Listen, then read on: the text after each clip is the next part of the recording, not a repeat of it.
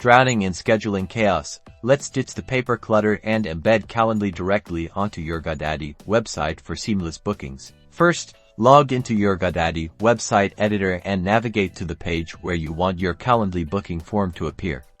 Look for the Add Section button, usually located in the website builder interface, and click on it. From the available section types, search for and select the HTML or embed code option.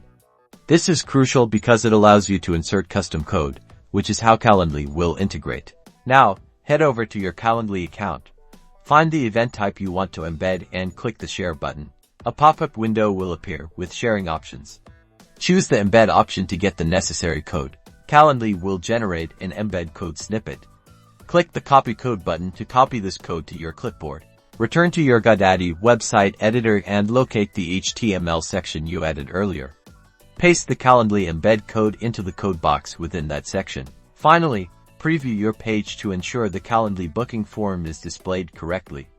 If everything looks good, click the Publish button to make your changes live. Now you can book call with your customers in automated fashion.